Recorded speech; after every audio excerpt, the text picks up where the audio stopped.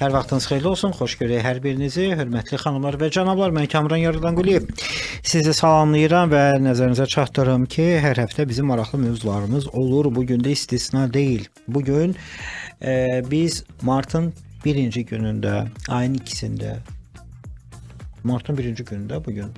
Yox, əstəğfurullah. Necə?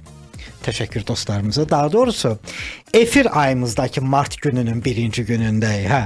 Amma martın 2-sidir bu gün. 1-2 belə aparıcı üslubu söz oynadacaqdım.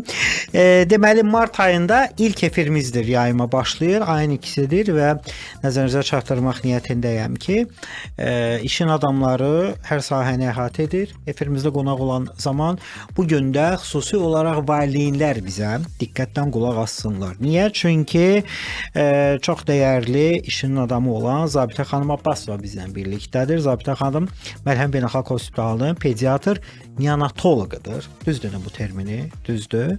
Mən adətən bu daimi həkim, tibbi veriliş aparan aparıcılar qədər tibbi terminlər baxımından bir o qədər savadım yoxdur Zabitə xanım, amma təşəkkür edirəm ki, efirdən bir 5 dəqiqə əvvəl bu neonatoloq nədir mənə öyrətdiniz.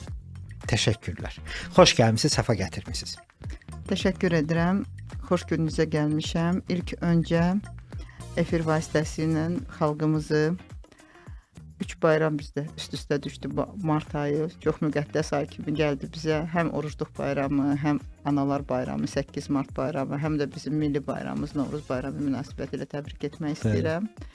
Və oruç tuturuqsa, kimlər oruç tutursa, Allah da oruçlarımızı qəbul etsin, dualarımızı qəbul etsin. Və əsas da suallarımız yəqin ki, bugün analar tərəfindən olacaq, sizlər tərəfindən olacaq. Bacardığımız qədər dolğun bir məlumat verməyə çalışarıq. Əlaqə nömrəsi 099 1975 925. Belə də yazın zəhmət olmasa. Bəli. Anaları maraqlandıran sualları var. Ümumiyyətlə valideyn olan məncə hər kəs bunları, bu məlumatların belə bir qismini bilməlidir, amma əlbəttə belə çəkiyə qoyası olsa daha çox xanımları maraqlandıran mövzular var. Deməli, biz bu gün uşaqlardan danışırıq, körpələrdən danışırıq. Bizim efirimizdə həmişə Zabitə xanım bir əsas məqsəd nə olur? Maarifləndirmək. Madam ki, körpələrdən danışırıq, lap əvvələ başlayaq. Körpə ilk olaraq dünyaya gəldiyi zamandan bu sizin terminlə desək, neonatoloq 28 gün dediniz də, yox? Bəli, o 28 gün adətən deyirlər məsələn uşağın bir 40-ı çıxsın.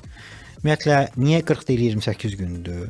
Birinci mərhələ, ikinci mərhələ nədir? Üçüncü mərhələ nədir? Çünki siz, bilirəm, çox sıx şəkildə çalışırsınız da insanlarla və hər halda sizin də arzu etdiyiniz bir çox mövzu toplusu var ki, deyirsiniz ki, kaş bunları hər kəs belə ayda, yanlış bilirlər. Gəlin belə heç burada öncədən hazırladığım suallara baxmadan xronoloji bu mövzulara hissə bugünkü efirimizdə qayıdaq bir reklamdan sonra. Və başladıq. İşin adamı Məlhəm Beynəlxalq Hospitalının pediatr, neonatoloqu Zabitə xanım Abbasovadır. Başlayaq Zabitə xanım, bir daha xoş gəlmisiniz və ilk olaraq hansı mövzuya toxunsaq sizcə yaxşı olar? İlk olaraq, əgər pediatr neonatoloq kimi danışsam, burada mütləq lazımdır ki, valideynlər əsasən də yeni qurmuş ailələrə bir müraciət etmək istəyərdim ki, planlı və yaxud indi plansız ola bilər ki, bir hamiləliklər olsun. Bu hamiləliyi düzgün həkim seçimi və düzgün takib olmalıdır. Burada valideynlər çox diqqətli olmalıdır uşağın hamiləlik dönəminə və həkimləri, ginekoloqları dediyi bütün analizlərdən, dedikləri bütün instrumental metodlardan lazımı qədər takiblərinə getməli və burada valideynlər uşağın hər bir skrininqinə, hər bir analizinə, daha doğrusu bəbəyin hər bir skrininqinə, analizinə çox diqqətlə yanaşmalıdır. Biraz bizlərdə nə var?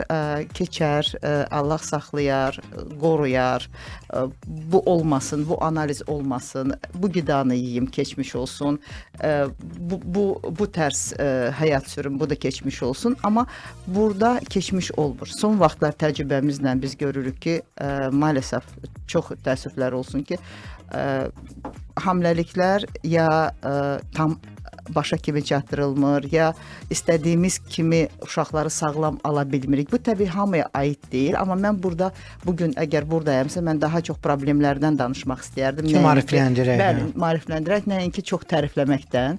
Təbii bizim çox gözəl hamiləlik aparan analarımız var, bebəklərinə qulluq edən valideynlərimiz var, gözəl bir ailələrimiz var, gözəl ənənələrimiz var. Amma mən bugün bir balaca daha çox problemlərə toxunmaq istəyirəm. Bu da mənim bugünkü məqsədimdir.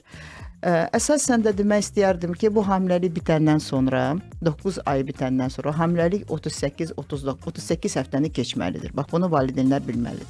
Nə ilə rastlaşırıq? Çox təəssüflər olsun. Düzdür, kesariya kesiklərinin bir göstərişləri var. Biz o göstərişlərə qarışa bilmərik. Bunu ginekoloq tövsiyə edir və həll edir. Əslində də bu belə də olmalıdır. Amma bəzi hallarda valideynlərin uşaqların tarixlərinə girişim bir yanaşmaları var ki, mütləq bu uşaq 0202 məsəl üçün hansı bir tarixdə dünyaya gəlməlidir və burada valideyn başa düşməlidir ki, bu özünü və uşağının gələcəyini riskə atır. Niyə riskə atır? Çünki uşağın hamiləliyi 38-39 həftədə qırılırsa, ondan öncə qırılırsa, bu uşağın gələcəkdə çox bir formalaşmasına bir ziyan verə bilər. O 7 aylıq söhbətlərdir. 7 aylıq söhbəti var. 37 həftədən öncə dünyaya gələn uşaq bu artıq prematur bir uşaq sayılır və bu nə deməkdir? Vaxtından əvvəl gələn bir uşaqdır və vaxtından əvvəl gələn bir uşağın təbii ki, hansısa bir orqanlarından tutmuş, hansısa bir sistemindən tutmuş geniş bu vaxtından əvvəl gəlirsə, bu uşaq tam formalaşmır deməkdir. Bu uşağın ilk növbədə immunitetinə, gələcəkdə onun keçirdiyi xəstəliklərə, gələcəkdə onun keçirdiyi bir psixoloji, nevroloji, immunitet və s. kimi bir sistemlərinə mütləq bir fəsad verəcək. Ona görə bizim bir həkim kimi müraciətimizdir ki, mümkünsə biz hamiləliyimizi zamanla çatdıraq, 38-39 həftəyə çatdıraq və ondan sonra ginekoloqun tövsiyəsi ilə bu ya doğuş olacaq, təbii doğuş ya kesariya kəsiyi olacaqsa, ondan sonra biz bu uşaqları dünyaya gətirək. Bu mənim ilk və belə bir anons kimi xahişimdir bir həkim kimi. Çünki təcrübədə çox şeylər görürük. Belə görsən ki, bu mövzuda sizi çox narahat edən məsələlər olub. Çünki mən bu formada efirə başlayacağımızı öncədən zabitə xanıma deməmişdim. Bizim öncədən bir efirə hazırlaşdığımız müştərək şəkildə suallar var, amma elə efirdə belə bir mənə belə bir siqnal gəldi ki, belədir Kamran, belə başlayaq və sanki hazır idi bu sualın cavabını bu formada verməyə Zabitə xanım. Allah başa düşdük və bir ömürlük peşmançılığı bir neçə günlük, saatlıq həvəsə və yaxud o əhval-ruhiyyə qurbanı tarixə bağlamayaq. Ya hansısa bir tarixə. Bu tarix önəmlidir. Amma sonra o pasportda yazılandan sonra o tarix heç kəsə deyil. Amma anaya sağlam uşaq, ailəyə sağlam bir uşaq lazımdır. Hətta düşünürəm ki, hələ indiki uşaqların biraz həssas şəkildə dünyaya gəldiyi bir dönəmdə daha çox fikir vermək lazımdır. Bəlkə əvvəldə çox olub. Çünki xüsusi özəl uşaqlar indi bəlkə dəblədir, biz onları tanıyırıq, belə deyim, və yaxud o xüsusi olaraq onların o müəyyən o özəlliyindən istifadə edib də bir çox klinikalar var, bir çox inkişaf mərkəzləri var, bəlkə ona görə daha çox önə çıxıb, bilmirəm necədir, onu hər halda siz bilərsiniz. O vaxtın belə arvadları deyir, nənələr, o deyir köhnə arvadlardandır. Həmişə bizim abirçəklərimizin, hətta ağsaqqallarımızın dediyi bir məsələ var. O vaxt belə şeylər yox idi. O düz söhbətdir. Siz bunun tarixçəsini oxuyan adamsınız, bilirsiniz. Yəqin ki, olmayıbdır. Çünki o vaxt daha çox təbii doğuşlar olub. Olubsa da o bir həmən tarixə təsadüf gətirib. Amma indi müəyyən bir səbəblərdən kesariya əməliyyatları artıb. Bunun göstərişləri çoxdur. Yəni ananın vəziyyətindən tutmuş, ananın səhhətindən tutmuş, qəbul etdiyi dərmanlardan tutmuş və s. və s. Və burada artıq seçim faktor var deyə, burada seçim faktoru bir balaca bizim mamalarımız və yaxud ailələrimiz, ancaq ananın üstünə atmaram mən bunu, bu ailələrimizin qarşılıqlı bir razılığı olur və biz də bir həkim kimi hesab edirik ki, neonatoloq pediatr kimi uşaq 39 həftəyə çatdırılmalıdır. Bu gələcək üçün, valideynlər üçün ailənin özünə önəmli bir mühüm mesajdır. Olsa nələr yaxşı olar, olmasa hansı fəsadlar ortaya çıxa bilər? Fəsadlar olur ki, bəzi hallarda fəsad olmur. Olur uşaq 37 həftə olur, hətta heç valideynin seçiminə görə deyil. Olur uşaq 36 həftə olur. Çox uşaqlarımız var. 33, 34 həftə, 30, 28 həftəlik bəbələrimiz var ki, 600 qram doğulmuş. İndi o bəbənin 2 yaşı var. Cin kimidir, qaçır, düşür, oynayır. O qədər şirin bir bəbədir, tam sağlam. Amma bu uşağın əgər vaxtında doğulma şansı varsa, biz bu uşağı riskə atmamalıyıq.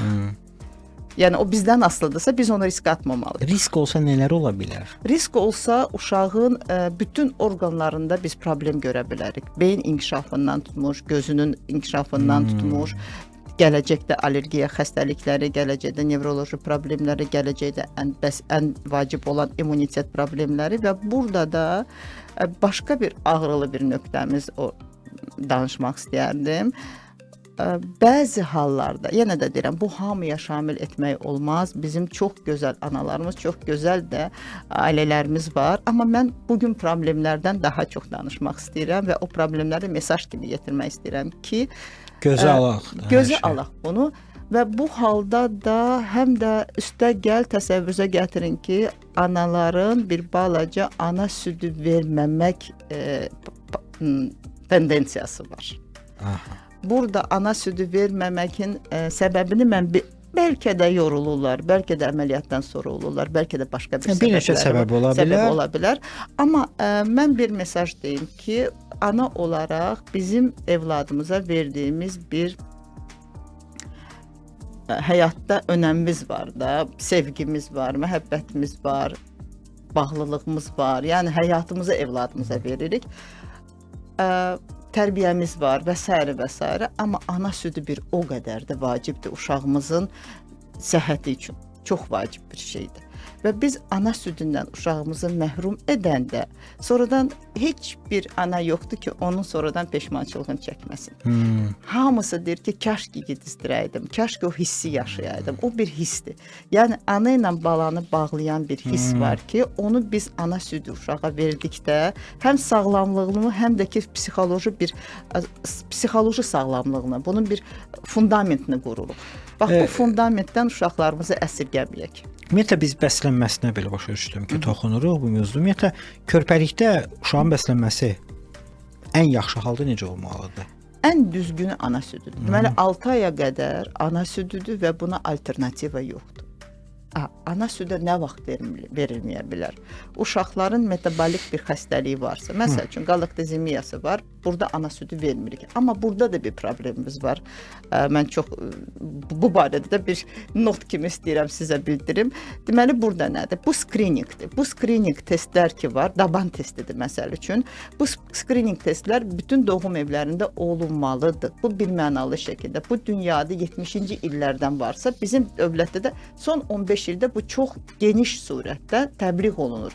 Bizim o köhnə, siz bayaq deyirsiniz ki, köhnə nənələrimiz, babalarımız, onların dönəmində bu skrining istənilməyib. Yəni topuq testi istənilməyibdir. Və nənələrimiz, babalarımız bu işlərə qarışanda ki, bizim dönəmdə bu istənilməyib, indi bu nədir çıxdı? Bəlkə də onda buna bir ehtiyac bu qədər də olmayıb, nəinki indiki zamanədə. Bax, bizdə indiki zamanədə skrininglərdə bəzi bir xəstəlikləri çıxırıq. Niyə biz skriningə gəlib çıxırıq? Niyə skrining olunmalıdır uşaq? Pediatriyada elə bir sahələr var ki, elə bir xəstəliklər var ki, onların simptomu anadan doğulandan sonra olmaz. Siz o simptomu həmən görməzsiniz. Onların simptomu bir neçə müddət keçəndən sonra olar. Amma o skrining vasitəsinə biz öncə diaqnozu qoyuruq. Öncə diaqnozu qoyanda biz bu uşağa bir həbnə, bir tabletka ilə ömürlük kömək edə bilərik. Amma skrining olmayanda, əlimizdə o nəticə olmayanda biz gecikə bilərik. Bax, biz yəni bəzi bir diaqnozları o skrininglə veririk. İndi bax, gəlirəm, əgər uşaqda, məsəl üçün, ana südü veririk və uşağın vəziyyəti daha da dəyişir. Bu halda bizə skrining kömək edir. Niyə dəyişsin? Bax, qalaktozemiya çıxıbsa biz ana südü verməyə bilərik. Məsəl üçün, əgər ana aktiv psixiatrik bir dərmanlar qəbul edirsə, onda ana südü vermirik. Qeyri-xəstəliklərdə ana südü əks göstəriş deyil. Xəstələndim, südüm kəsildi, südümü verimmi, verməyimmi? Bu əks göstəriş deyil. Əksinə, xanımlar, verəcəksiniz, daha çox verəcəksiniz və 6 aya qədər əlavə qida çalışın verməyək, ana südü. verilməlidir və bu da uşağı tam sağlığını təmin edəcək. Bəs o yenə qayıdıram o köhnə kişilərin dövrünə. Özü belə qəribə bir dəmir qablar da var idi. Deyirlər gedin uşağa süd alın. Süd almağa gedin. O südlər var, o inək südü və s. Onlar nə vaxtdan verilməlidir? Yoxsa o vaxt səhv eləyib indi vermək olmaz? Yox, o südləri 1 yaşa qədər heç vermək olmaz. Yəni tövsiyə olunmur, belə deyim. Əgər ana südü yoxdursa, hər hansı bir səbəbdən, tutaq ki, yoxdur və yaxud yetərli deyil, uşağın kilosu yetərincə artmır. Ana südünün olub-olmamasını, yetərli olmasını uşağın çəkisindən biləcəksən. Çəkisini baxacaqsan və uşaq çəkidə Necə yəni? Çəkisinə görə süd verir ona? Yox, bax, uşaq yedizdirilir və sizə elə gəlir ki, uşaq doymur. Bunu hardan bilə bilərəm? Uşaq doymursa həkimi var, pediatri var, mütəmadi pediatrına aparacaqsınız və uşağın aylıq çəkisi və yaxud gündəlik çəkisi, loru dildə desək 25-30 qram varsa, deməli bu uşaq süddən doyur. Süddən doymursa, çəki almırsa, bu zaman ikinci bir alternativimiz nədir? Formula qidaları. Formula qidaları uşağın yaşına uyğun və uşağın həzm sistemasına uyğun bir hazırlanmış qidalardır. O aptekdə marketdə olanlar formula qidası onu deyir. Bəli, formuladır.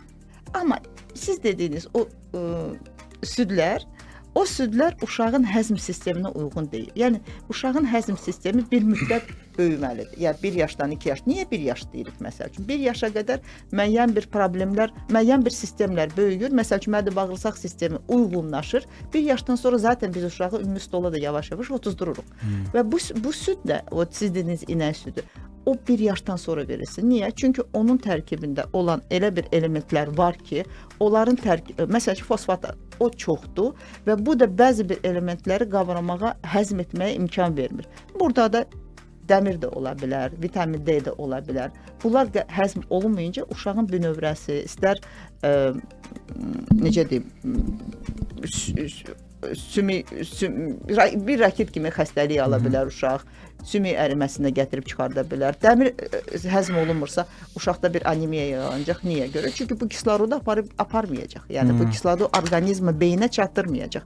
Ona görə də birinci ana südüdür, ikinci dediyimiz formuladır, üçüncü isə 1 yaşdan sonra süd qata bilərik. Amma formulanı əvəz etməsinlər 1 yaşa qədər. Çox maraqlı mövzudur əslində. Ümumiyyətlə bu sahədə uşaqlarla bağlı bir çox bilməli olduğumuz məqamlar var. Məncə biz qidalanmasına, uşaqların dünyaya gəlmə prosesinə toxunduq, qidalanmasına toxunduq. Ümumiyyətlə sizin sahəniz 18 yaşa qədərdir. Bəli. İndi gəlin bu süddən çıxardaq uşağı. Biraz böyüdək. Növbəti etaplar. Yaşa-yaşa belə. Hətta təklif edirəm ki, 18 yaşına qədər aparaq bu gün mövzunu. Aparaq. Yaxşı təklifdir ya. İndi danışdığımız mövzu hansı yaşını əhatə edir uşağın təxminən? 1 yaşa qədər idi. 1 yaşına qədər. Gəl indi məktəbə qədər edək də. 1 yaş 6 yaş arası. 1 yaşa qədər bir nüans var, onu da toxunmaq istəyirəm. 1 yaşa qədər bal vermərik. Vermərik? Bəli, bir olmazlar var. 1 yaşa qədər süd vermərik, 1 yaşa qədər bal vermərik, 3 yaşa vermərik. 3 yaşa qədər də telefon, televizor, gadgetlər vermərik. 3 yaşa qədər? Ben niyə uşağı başqa cür necə yedizdirir? YouTube-a baxmasa bax, indi dönürəm o köhnə kişilərə. Onlar döyürdülər. Yox. İndi bax, gedirəm köhnə kişilərə. Onda təmas çox idi, onda uşaqlarla danışıq çox idi, uşaqlarla münasibət çox idi. Vallahi siz elə görmüsünüzsə, siz çox gözəl ailədə böyümüsünüz. Bizdəki maksimum sualın cavabı ya da sual forması budur. Budur da. Biz bağçaya da getmişik, həyətdə də çox oynamışıq, havada da çox oynamışıq. Həyətdə çox oynamışıq. Biz o dönəmi keçmişik, bəli. Biz doğrudan gözəl uşaqlığımız olubdu. 1 yaşa qədər niyə bal vermərik? Çünki onun tərkibində olan toksinlər Toksin də var. Bəli. Onu böyüklər həzm edir. Amma balaca orqanik, o dediyim bayaqları ki, mədə-bağırsaq sistemi tam inkişaf olmur. O uşaqda iflicə qədər gətirib çıxarda bilər. Ona görə 1 yaşa qədər biz onu vermirik. 1 yaşdan sonra qram-qram, yavaş-yavaş, damla-damla vermək olar. Başa düşdüm. Əla, 1 yaşa qədər süd, bal olmaz. Uşaqlar 1 yaşa qədər südlə bal yeməməlidir. Düzdür? Ha, su məsələsinə çox qəşəng bir sual oldu. Su məsələsi 6 aya qədər heç vermirik. Niyə görə? Çünki burada böyrək süzməsində bir problem yaşaya bilərik. Tam süzməyə bilər və uşağın orqanizmində ananın südü və yaxud formula qidası yeyirsə, orada 80%-ə qədər bir sudan ibarət olduğu üçün bu su uşağa yetərlidir və o zaman verəcəksiniz ki, haçan tutaq ki, uşağın çox hərarəti var və yaxud çox ishalı var və yaxud çox tərləyir. Bu zaman qurtum biraz vermək olar. Amma ümumiyyətlə 6 aya qədər su vermirik. Su artıq olsa da uşağa bir ziyandır, böyüyə belə bir ziyandır və burada başqa bir problemlə fəsada da gəlib çıxa bilər. Uşaqlar 6 ayına qədər su içməməlidir. 1 yaşına qədər də onların nə süd olar, nə də ki bal. Bal kimi söhbət gedir. Təşəkkür edirəm. Çox maraqlı həm söhbətimiz var efirimizdə bugün Zabitə xanım. Zabitə xanım, bir 2-3 dəqiqə ərzində xahiş eləyəcəm ki, ən lakanik, ən zəruri məlumatları da 5 yaşa qədər olanları çatdıraq. Hə, bax 3 yaşa qədər biz sizlə danışdıq ki, gadget olmaz. Bunun əvəzində olmalıdır. Ünsiyyət olmalıdır, bağça ola bilər. Valideynlərin mütləq sıx-sıx ünsiyyəti olsun, gözünə baxıb uşaqla danışacaq, gözündən bir reaksiya alacaq. Yəni bu çox önəmli. Təəssüflər olsun ki, çox ağrıdıcı bir məqama gəlib yenə toxunacaq. Necə düz deyirsiniz. Deməli mən sosialda bir video gördüm. Orada yazır ki, gündə çoxu 10-15 dəqiqə sadəcə övladınla oyna. Bu bir günün qırıq oynamağa bəsdir. Deməli mən o gün oğlumla oynadım 10 dəqiqə, 15 dəqiqə sona qədər. Və səhər mənə görürəm ki, bacısının telefonuna WhatsApp-da səs atıb. Belə də Kənan. Ata çox sağ ol, sən də mənlə oynadın. Özdə övladların bir qəribə bir xarakter var. Biz valideynlər bilirik ki, onlar nəsə eləyirik. Onlar birdən-birə elə bir çox sual deyirlər ki, vicdan əzabı çəkirsən, mən sən demə valideyn olmamış. Amma o var, o necə mənim üçün belə bu qəribə bir belə sanki yenidən format oldum. Ona görə də övladımızla vaxt keçirmək çox onlara sən demə yaxşı təsir eləyir. Çox. Atanın vaxtı xüsusi təsir edir. Ata adətən axşam gec gəlir sizə və uşağa sizin bir diqqətiniz o tamam fərqli bir şeydir. Burada biz biraz mövzudan çıxıb o tərbiyə 6 yaşa qədər bizim çatırmı, qısadırmı deyəcəyiniz? Yox, qısadır. Məsəl üçün 6 yaşa qədər uşaqlarla nə ilə məşğul ola bilərik? Puzzle'lar var, zehn oyunlarımız var, rast-klass bir şəkil çəkilmələr var. Bunların biz 6 yaşa qədər uşağı mütaliə etməliyik və uşağa bir müşahidə etməliyik. Nəyi bacarır, nəyi sevir bu uşaq? Bütün hər şeydən bir datsın məsələsi var. Ancaq qidadan datmasın. Onun yaşına uyğun idmandan da dada bilər. İdmanı neçə yaşdan sonra qoymalıyıq uşağa? İdmanı baxır uşaqdan. 5 yaşdan da sonra qoya bilərik. Məsəl üçün zehni idmanlar var ki, 6 yaşdan sonra qoya. Pianinoya qoya bilərik 5 yaşdan sonra. Bu musiqi ilə məşğul olsun. Bu əlin bu xırda motorikası inkişaf eləsin. O beynə də çox yaxşı kömək edəcək. Suallarımız da gəlir. Hətta dinləyicilərimiz arasında maraqlı bir suallar da gəlir. Mən ən yaxşısı bunu fasilədə oxuyaram dostlar. Sponsor məlumatı. Estet Engineeringdən danışaq. Enerji həllər sahəsində uzun illər etibarlılıq və keyfiyyət simvolu kimi tanınan Kohler bugün yoluna yeni adı ilə Relco ilə davam edir. Relco illərin mühəndislik təcrübəsini qoruyaraq sənaye, kommersiya və kritik obyektlər üçün güclü uzun ömürlü generator həlləri təqdim edir. 012 497 1716 və 051 205 45 45 əlaqə nömrələridir. Enadvert keyfiyyət və peşəkarlıq Enadvert ilə reklamınızı hər zaman daha da danışdırsın. Necə deyərlər, çöl xüsusən məkan daxili reklam həlləri də Enadvertdə sizə təqdim olunur. Həmçinin maketlər və sərgi istintlərinin hazırlanmasında Namiq müəllim başda olmaqla bütün komanda qulluğunuzdadır. 055 515 75 15 əlaqə nömrəsi. Əziz dostlar, PM Legaldan danışmaq istəyirəm. Onların çox geniş əhatə dairəsi olan xidmətləri var. Bəzən də biz bunları çalışıq efirimizdə hissə haqqında bəhs edək. Deməli belə, bəzən şirkət rəhbərləri, iş adamları düşünürlər ki, hüquqi vasitəsilə yalnız böyük şirkətlər üçündür, yəni milyonçular. Amma PM Legal xüsusilə kiçik və orta sahibkarlar üçün münasib və çevik hüquqi xidmət təklif edir və şirkətdə hər zaman ayrıca hüquq şöbəsinin olmaq məcburiyyəti yoxdur. PM Legalın hazır bir sistemi var, sizin üçün işləyir. Bundan gözəl daha nə təklif olsun, risklər də azalır, maddiyyatda da sərf edir. 099 884 0000. Biz Pərviz müəllim başda olmaqla bütün komandaya uğurlar arzu edirik. Və möhtəşəm bir şirkət haqqında danışım, MyLifdən söhbət gedir. Deməli, liflərin təhlükəsizliyi biz necə bilə bilərik? Hamımızı maraqlandıran mövzudur. MyLift Azərbaycan liflərinin və digər qaldırıcı qurğuların texniki istismarının vahid sistem üzərindən idarəsini təmin edən innovativ rəqəmsal platformadır. Əlaqə nömrəsi 077 228 0085-dir. Əlavə məlumat üçün info@mylift.az. İşin adamı layihəsini yenidən dinləyirsiniz. Mən Kamran Yaradanquliyev, hər kəs salamlayıram. Məlhəm Beynəlxalq Hospitalının pediatr neonatoloqu, düz dedim mən, Zabitə xanım.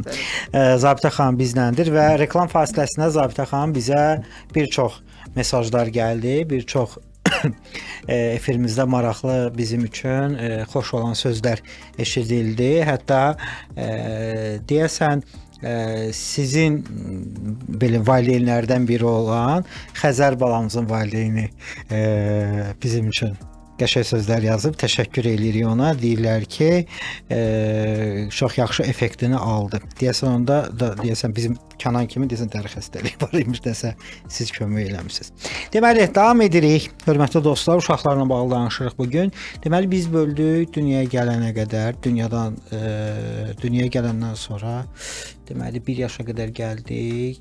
5 yaşa qədər danışdıq. İndi 5 yaşdan neçə yaşa qədər danışaq? Bax, 5 yaşdan sonra biraz başlayır bizim anaların çox sualları. Suallar əsasən nədən ibarət olur? Doktor, bu uşaq yemək yemir. Bu uşaq bütün günü telefonun qarşısındadır. Bu uşaq mən istədiyimi yemir. Amma uşaq müayinəyə gələndə kilosu, boyu, fiziki, psixoloji bütün durumları yerində olur. Mənim bir həkim kimi ya da əksinə olur, yox? Qarşılıqlı bir sualım olur. Yox, əgər uşağın boyu və yaxud çəkisi geriləyirsə, biz bunun üstünə titizcəsinə detallı düşüb bunu müayinə etməliyik. Burada hər hansı bir elementin, mikroelementin çatışmazlığından tutmuş, ta ki ciddi bir problemlərə qədər rastlaşa bilərik. Amma adətən belə olmur. Adətən ananın istədiyini bala yemir, balanın istədiyini də ana. İnanırsınız, tam belə o mövzu ona bənzər bir sual gəlirdi bizə. Əla, davam edək, elə qabaqladınız. Baxın, burada mən bir söz demək istəyirəm və mənim bu sözümü o necə deyərlər, siz bayaq deyirsiniz köhnələrdən danışaq, qəribçiliyə salınmasın. O valideyn ki, kim ki çox təmkinlə uşağın bəslənməsinə, ana südü verilməsinə, uşağa zaman ayrılmasından tutmuş, ta ki Yaxşı sözüm qəribçiliyə salınmasın. Peymentləri vurulmasına qədər, həkimləri dinlənməsinə qədər, onların tövsiyələrini düzgün yerinə yetməsinə qədər eləyirsə, bu ananın 5 yaşında uşağı ilə heç bir problemi olmur. Niyə görə? Çünki bu ana öncədən bu uşağın örnək problemi, örnək fundamentini, tərbiyə fundamentini qurub və uşaqla elə bir təmasa girib ki, uşaq anaya böyük bir güvəni var və bilir ki, əgər bu yeməyi, bu qidanı ana verirsə, bu qidayla bu uşaq bəslənməlidir. Təbii, indi bəzi hallarda mənə düzdür deyirlər ki, doktor, bəs mən uşaqdır, gözü görür, məsəl üçün, mən necə deyim ki, burger yeməsin, mən necə deyim ki, məsəl üçün, fri kartoşka yeməsin.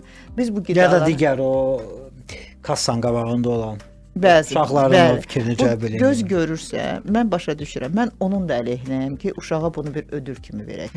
Ay evladım, sən yaxşı oxusan məsəl üçün və yaxud bunu eləsən, axşam mən sənə bir həftədən sonra bir burger alacağam. Mən bunun da bir əleyhinəyəm. Amma bu göz görürsə, bu ananı da başa düşmək olar. Biz hamımız valideynik və evladlarımız da nəyisə istəyə bilərlər bizdən. Deməli, bir yaxın dostumuz var, xanımdır. Deyir ki, mənim övladım, onun 4-5 yaşı olar övladım, deyir, hələ də şəkərin dadını bilmir. Çox belə ciddi rejimdə böyüdüb. Baxın, deyirəm ki, gör indi sən yoldaşlığın hansı qaydalara qoymusan da.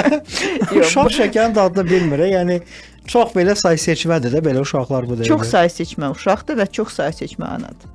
Və ana çox düzgün yoldadır. Və sabahları bunun evladı tam sağlam böyüməsi ananın ona qoyduğu zəmin.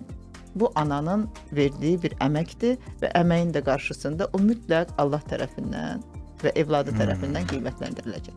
Yəni bu qida o qədər önəmli bir məsələdir ki, indiki qidaların tərkibi çox bəlli olmayan, bəzi hallarda hətta bəlli olan bir Y indekslər var məsəl üçün. Kimsə oturub o Y indeksə baxsa, orada aromatizatorlar, orada dad gücləndiricilər, orada rəng gücləndiricilər və s. bu uşağın hansı bir fəsadlara gətirib çıxardır, bunu heç kəs tam bilmir. Biz burada qida eksperti kimi danışmırıq.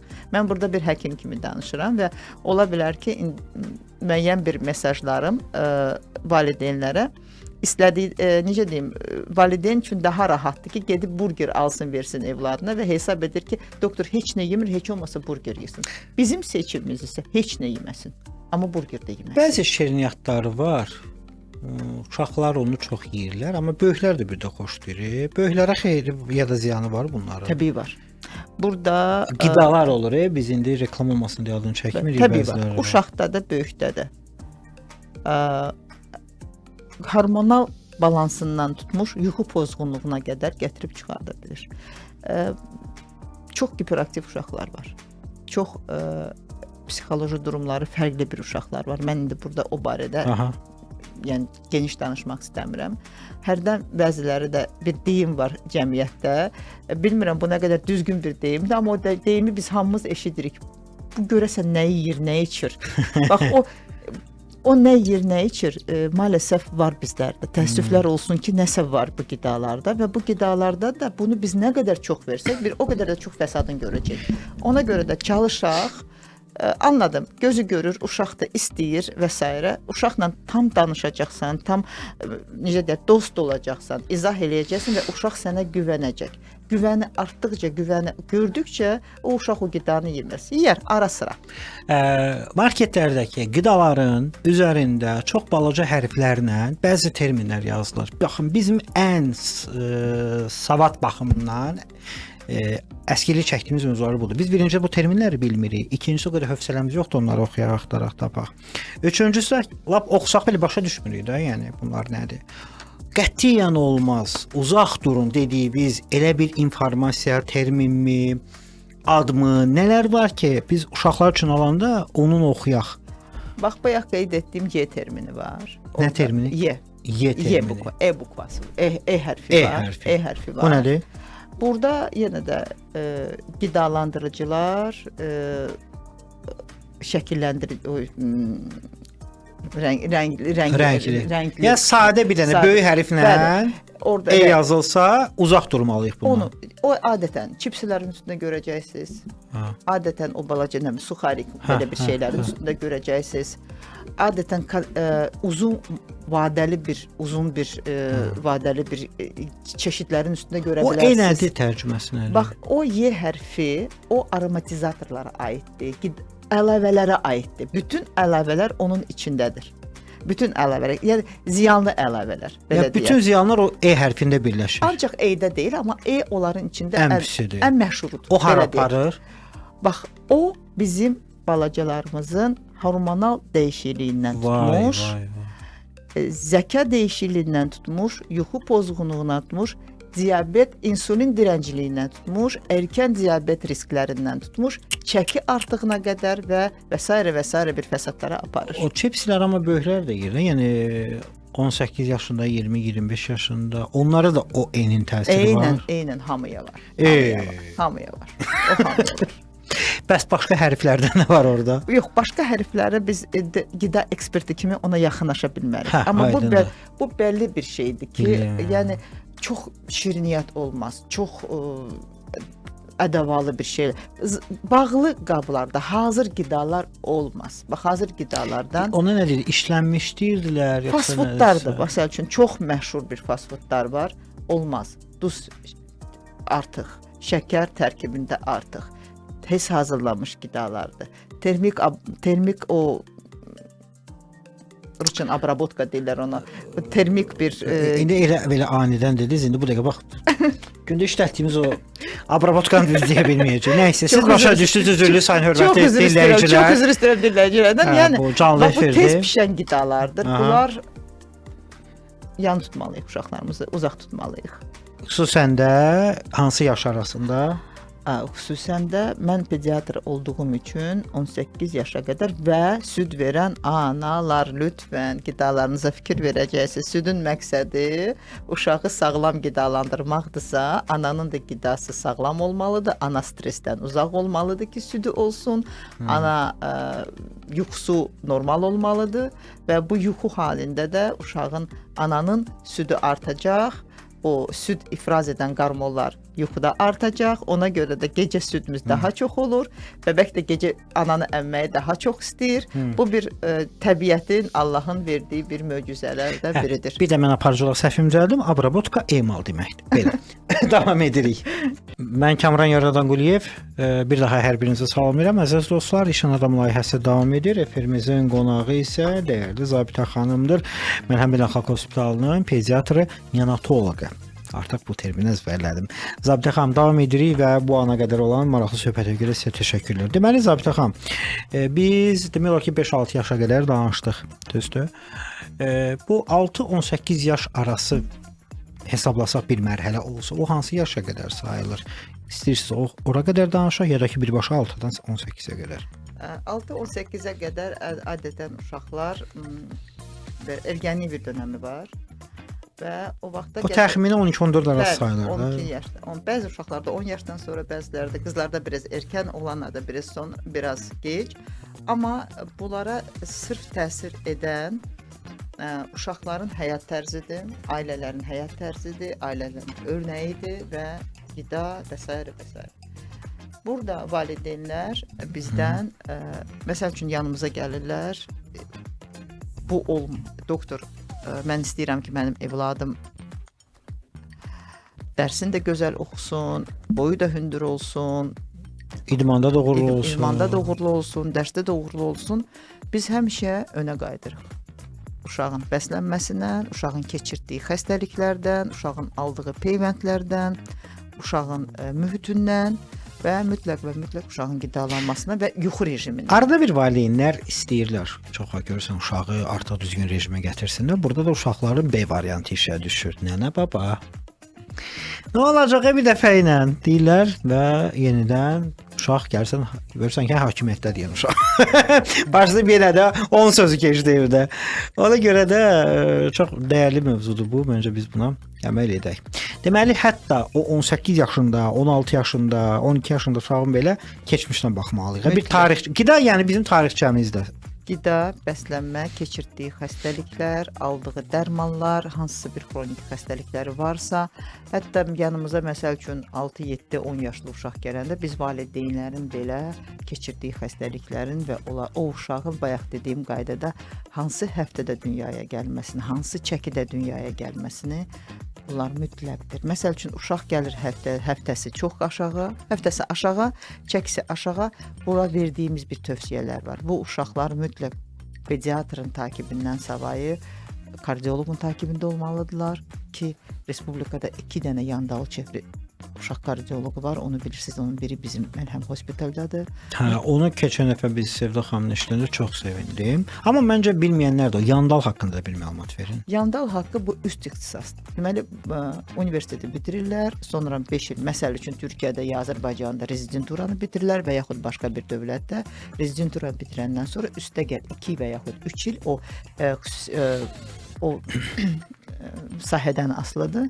Onun üzərindən bunu oxuyurlar. Məsəl üçün uşaq kardiologiyasını oxuyurlar və yaxud da ki, uşaq endokrinologiyasını oxuyurlar, uşaq allergologiyasını oxuyurlar. Və mən çox fəxrlə demək istəyirəm ki, mən işlədiyim xəstəxanada həmişə belə olub. Mən özüm 5 il rezidenturamı Səudiyyə Ərəbistanında bitirmişəm. Tordan Səudiyyə. Bəli, Səudiyyədə bitirmişəm. Mənim üçün oralar çox doğmadır. Sonra 2019-cu ildə Azərbaycan Tibb Universiteti Əl-Riyadda. Əl-Riyadda oxumuşam. Mən King Saud Hospitalda mütəxəssis işləmişəm. 5 il rezidentura keçmişəm və mükəmməl bir məktəb, doğrudan mükəmməl bir məktəbdir. Ora haqqında eşitmişəm, ona görə məni təəccübləndirən bu. 2004-2009-cu illərdə olubdu.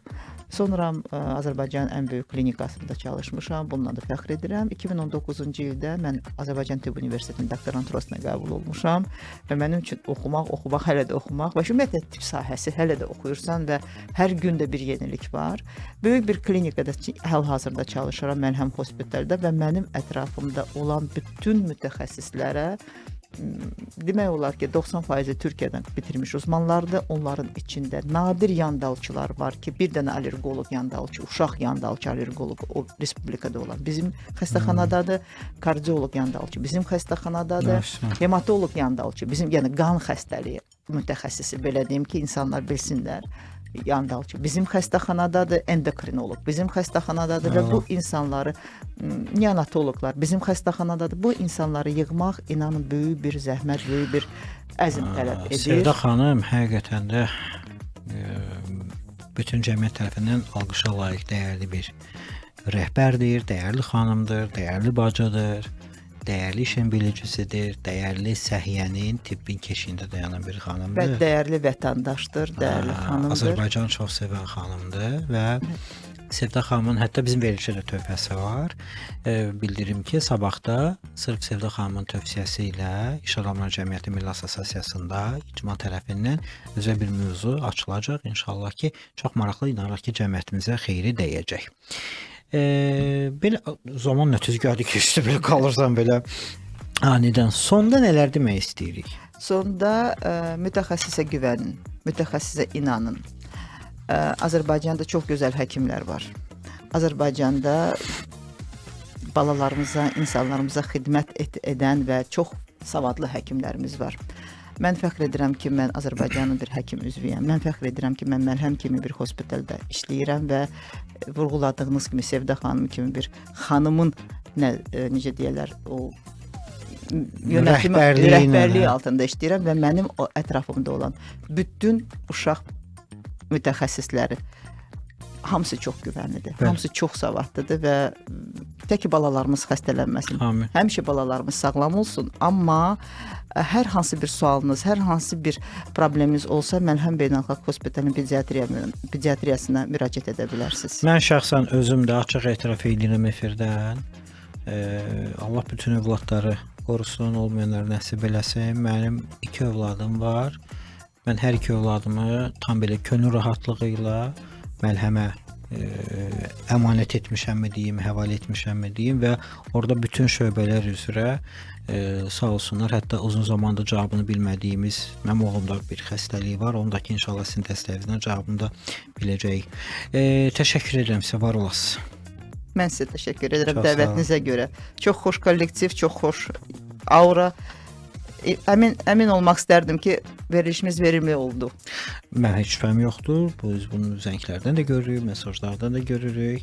İnşallah Ramazandan sonra da sizi gözləyirik. İnşallah, xoş olar. Günün sonuna doğrudur. Sizi belə daha enerjili mövzularla görəcək efirimizdə. Zabitə xanım bizlə birlikdə idi. Məlhəm Beynəlxalq Hospitalının pediatr, neonatoloqu. Efirimizə isə sonda demək istədiyim bir məqam var. Sağollaşmadan öncə, hörmətli tamaşaçılar, dəstəkçilərimiz var proqramımızın. Sponsor məlumatı. Brendinizi hər an görünən edin. LED ekran reklamları, çöl və daxili reklam həlləri, sərgi stendləri və geniş banner çap xidmətlərində hər zaman şirkət mesajınız canlı və uzaqdan seçilən olsun. Piramida reklam bu sahədə sizə kömək etməyə hazırdır. 050 242 01 61 onların əlaqə nömrəsidir. İstər mağaza, istər sərgi, istərsə də küçə reklamları olsun. Fərq etməz, onlar sizə kömək edə bilərlər.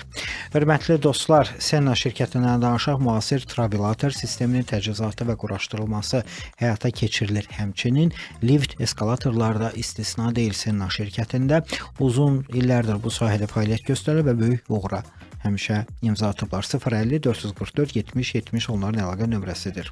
Koryan Bakudan danışaq. DuPont Koryan yüksək keyfiyyətli, müasir, innovativ süni daş materialıdır. DuPont Koryan istəyən nəmə və günlük mexaniki təsirlərə davamlıdır. Kiçik cızıqlar, zədələr asanlıqla bərpa oluna bildiyi üçün uzun illər ilk günkü görünüşünü qoruyur. Bundan əlavə termoforming texnologiyası sayəsində əyri və xüsusi dizaynlı formalar hazırlamaq mümkündür. 050 823 33 36 onların əlaqə nömrəsidir.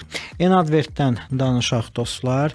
Keyfiyyət və peşəkarlıq Enadvert ilə hər zaman reklamınız danışsın deyir və paslanmaz poladdan hazırlanmış qabarıq hərflərdən tutmuş, sərgi stendlərinə qədər Namiq mən başda olmaqla bütün komanda sizə dəstək olmağa hazırdır. 055 515 75 15 onların əlaqə nömrəsidir.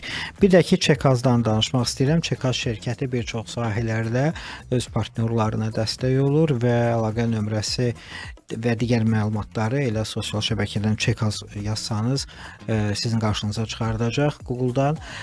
Bütün suallarınızı ünvanlayın, onlar sizə zamanında kömək etsinlər. Minnətdarıq bizi dinlədiyinizə görə. Mən Kamran Yaradanquliyev mikrofon önündə idim. Efirimizin hər dəfə sonunda bir arzumu dilimə gətirirəm. Bugün də əlbəttə ki, həmin arzu mənim üçün aktivdir. Hörmətli dinləyicilər, hörmətli xanımlar və cənablar, hər kəsə zehni huzur arzu edirəm. Hələlik.